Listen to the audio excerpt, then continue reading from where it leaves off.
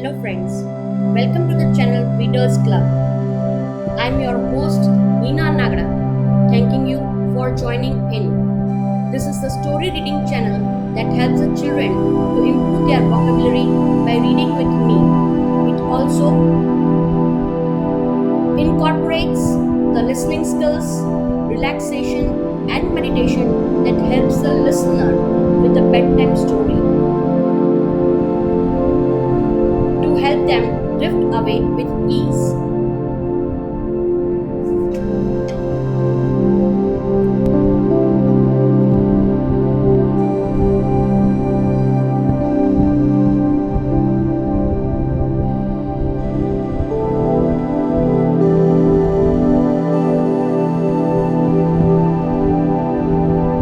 I'm going to read the fairy tale Alice in the Wonderland, chapter 8, The Queen's Croquet Round.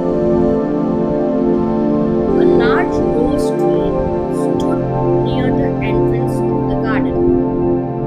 The roses growing on it were white, but there were 3 gardeners at it, busily painting them red.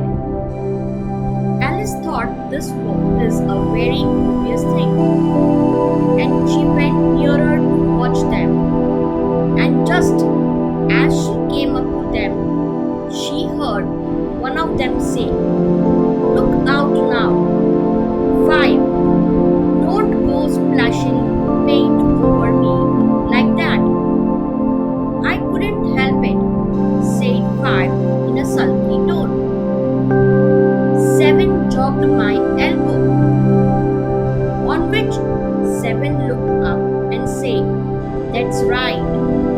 5 always lay the blame on others." "You would better not talk," said 5.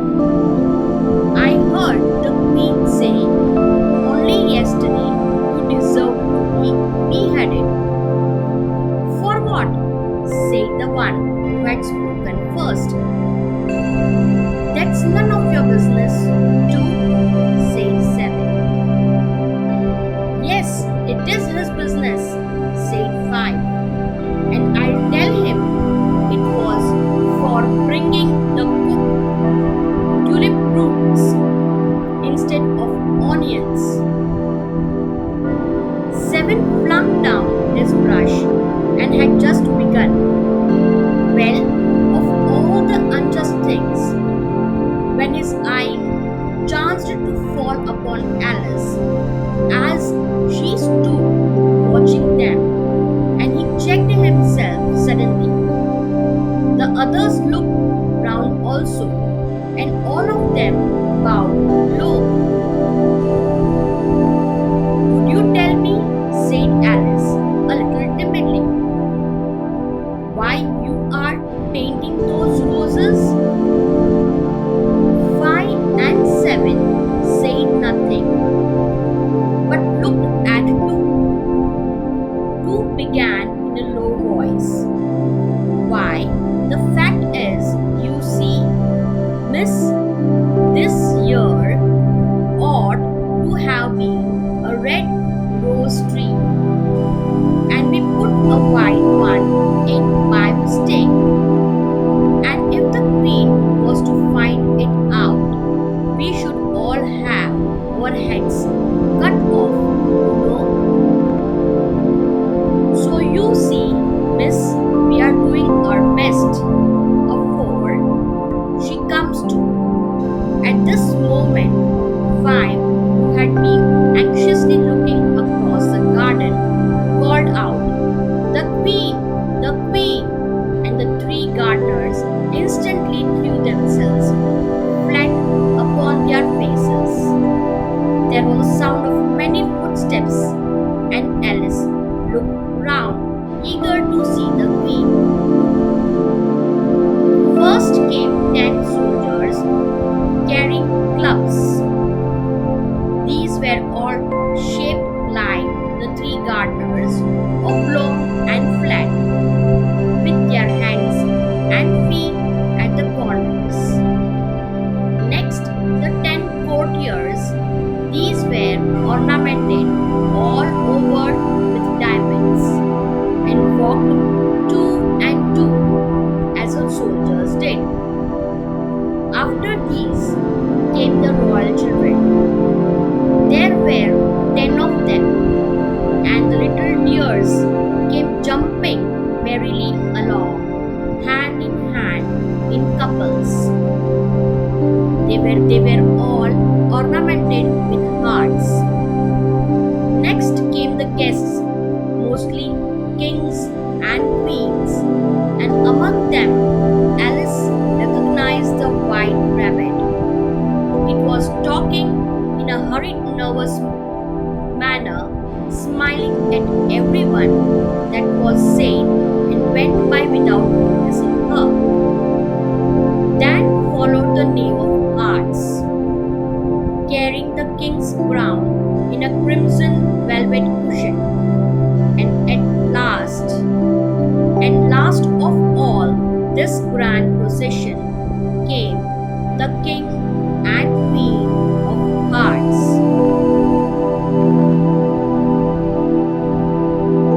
Alice was rather doubtful whether she ought not to lie down on her face like the three gardeners, but she could not remember ever having heard of such a rule at processions, and besides, what would be the use of a procession?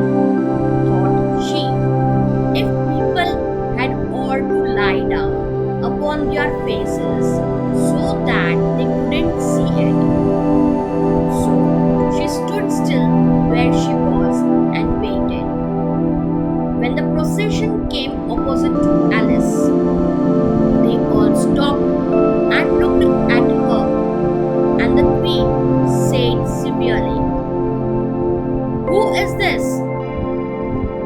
She said it to the knave of hearts, who only bowed and smiled in reply.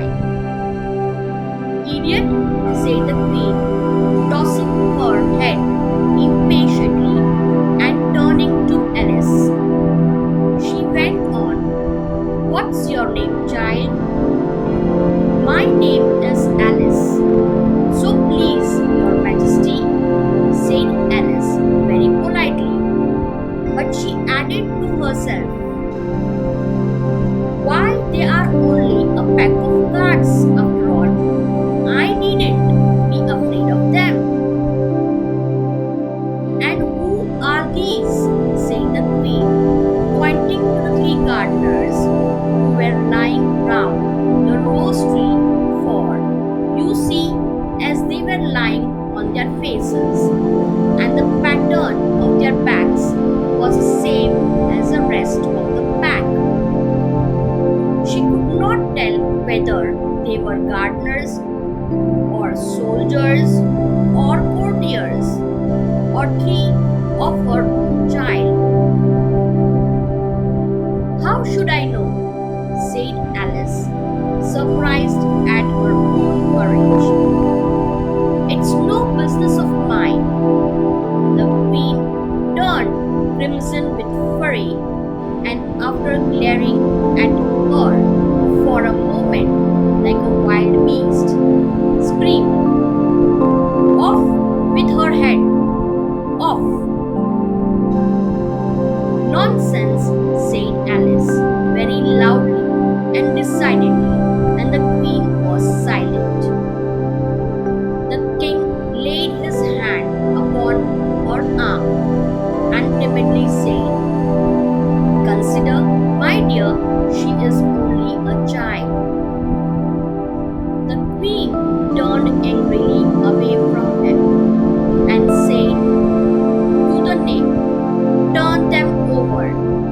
The knave did so very carefully with one foot. "Get up," said the queen in a shrill, loud voice, and the three gardeners instantly jumped up and began bowing to the king, the queen, the royal children, and everybody else. "Leave off that," screamed the queen.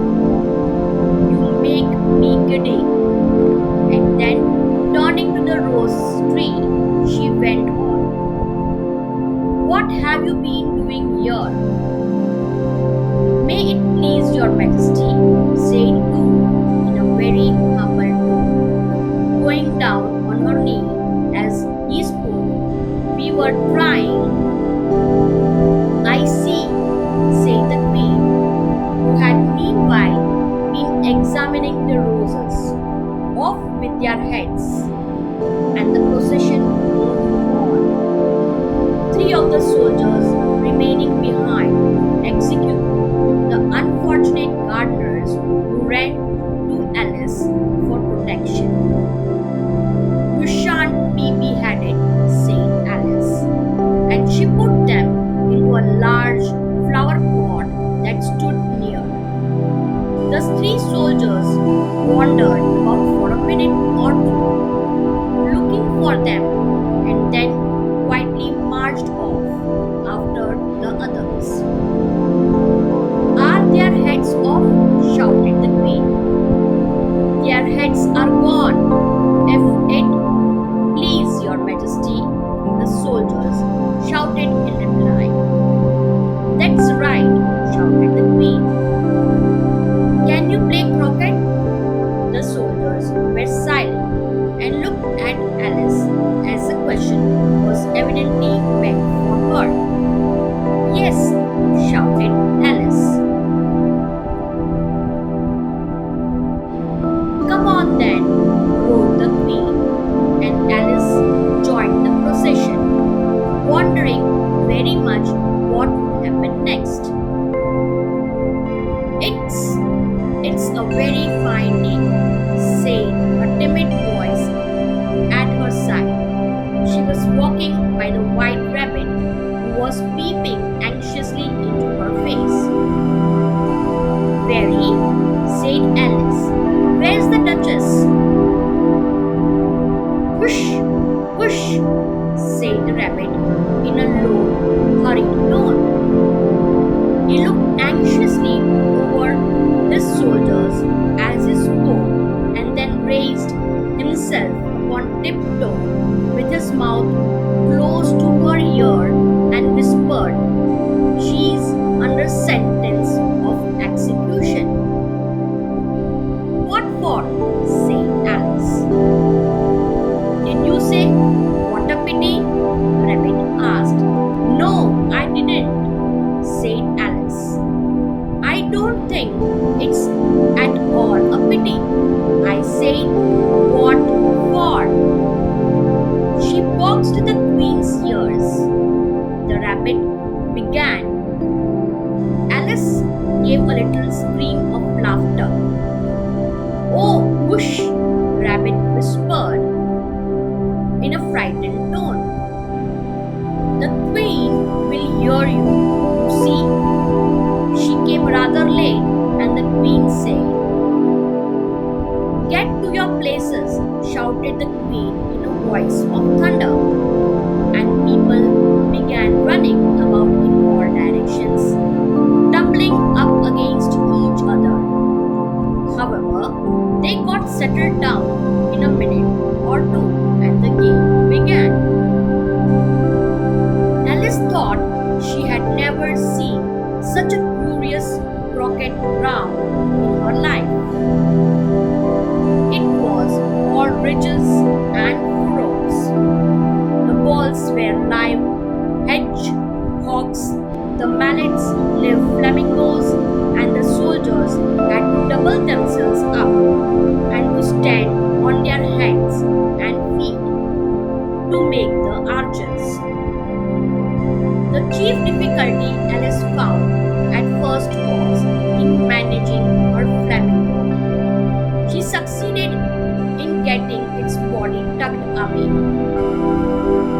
comfortably enough under her arm, with its legs hanging down, but generally just as she had got its neck nicely straightened out and was going to give the hedgehog a blow with its head, it would twist itself round and look up in her face with such a puzzled expression that she could not help bursting out laughing, and when she had got its head down and was going to begin again, it was very provoking to find that the hedgehog had unrolled itself and was in the act of crawling away. Besides all this, there was generally a ridge of furrow in the way wherever she wanted to send the hedgehog to, and as the doubled up soldiers were always getting up and walking off to other parts of the ground, Alice soon came to the conclusion that it was a very difficult game indeed. The players all played at once without waiting for turns, quarreling all the while and fighting for the hedgehogs. And in a very short time, the queen was in a furious passion and went stamping about and shouting, "Off with his head!" or "Off with her head!" about once in a minute. Alice began to feel very uneasy. To be sure, she had not as yet had any dispute with the queen, but she knew that it might happen any minute, and then, thought she, what would become of me? They are dreadfully fond of beheading people here. The great wonder is that there's anyone left alive. She was looking about for some way of escape and wondering whether she could get away without being seen, when she noticed a curious appearance in the air. It puzzled her very much at first, but after watching it a minute or two, she made it out to be a grin, and she said to herself, "It's the Cheshire cat. Now I shall have somebody to talk to." "How are you getting on?" said the cat, as soon as there was mouth enough for you to speak with.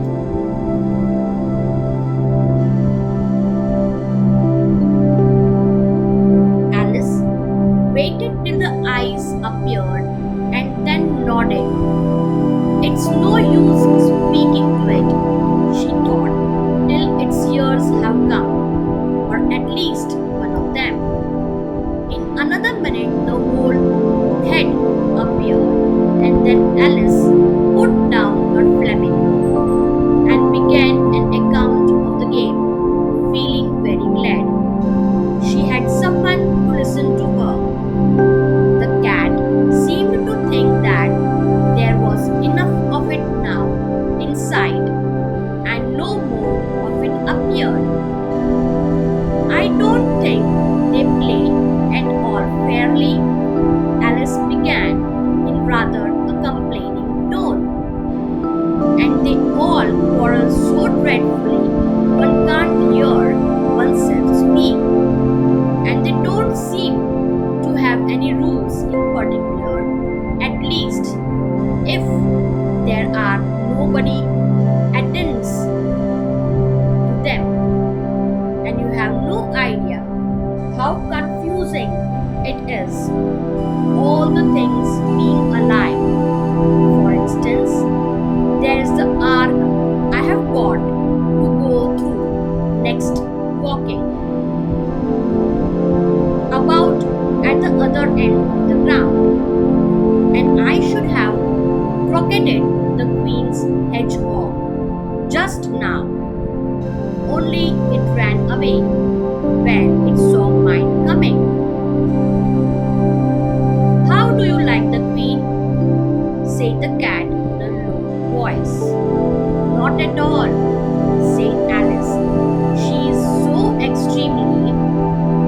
Just then she noticed that the queen was close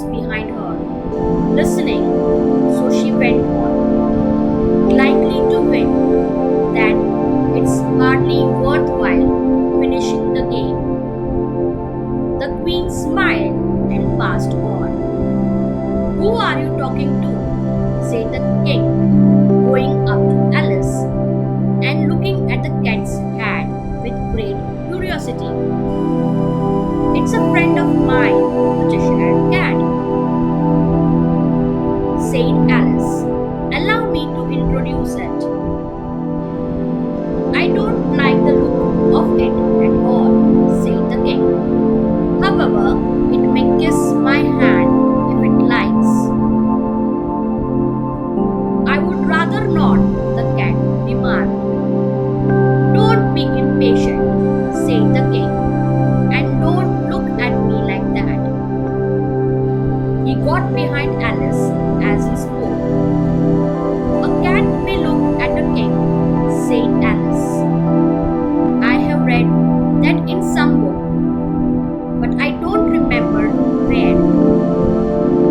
Well, it must be removed, said the king very decidedly, and he called the queen, who was passing at the moment.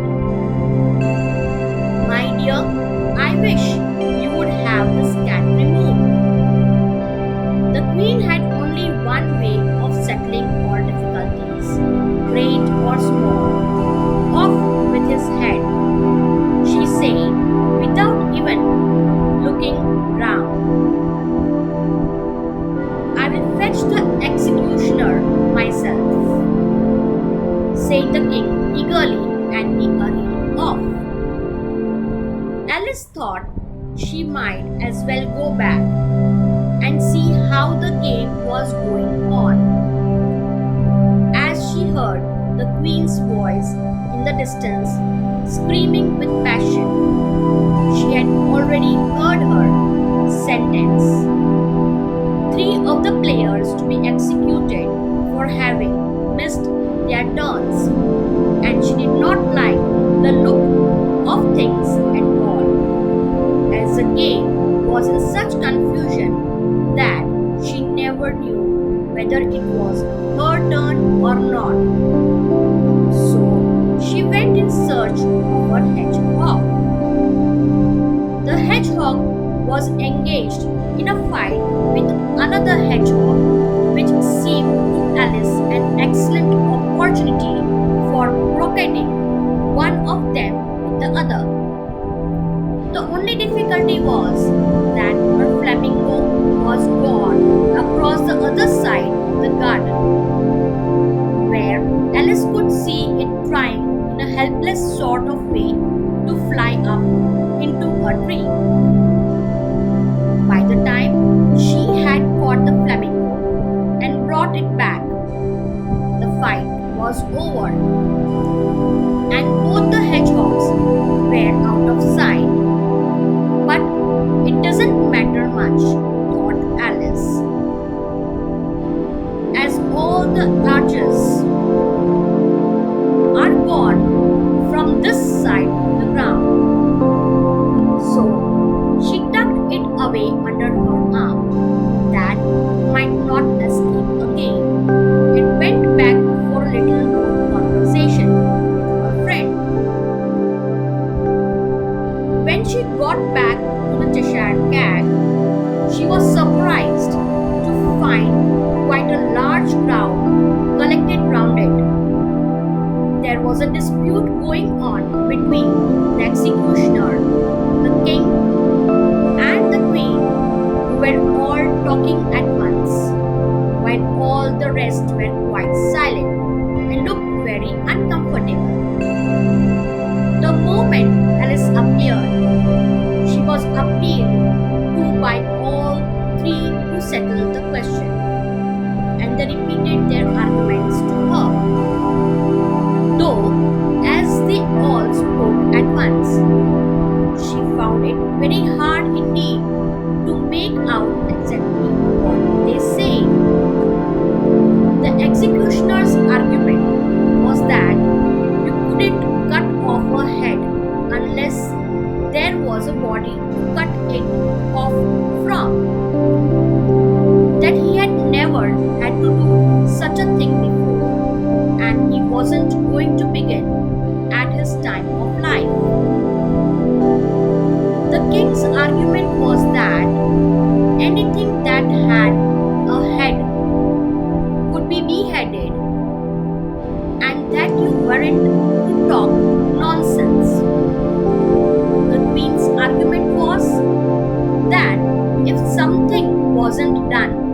about it in less than no time, she would have everybody executed all round.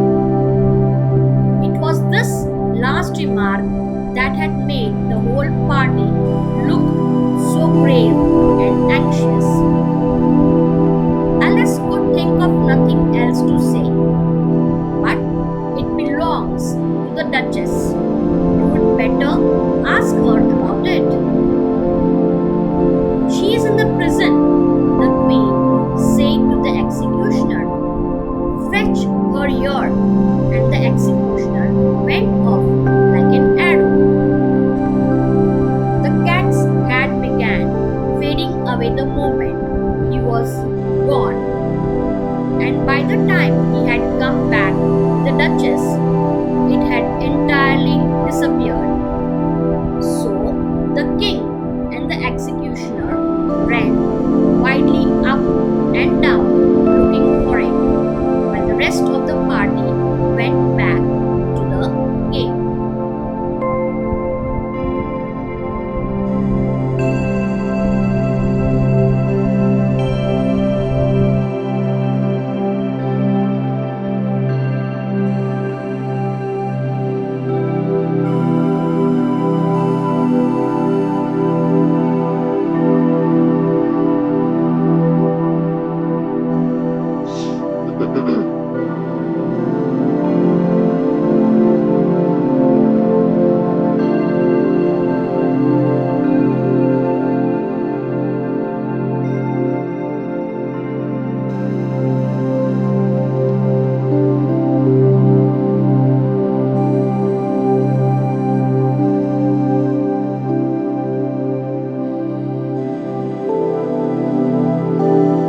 That's all for today.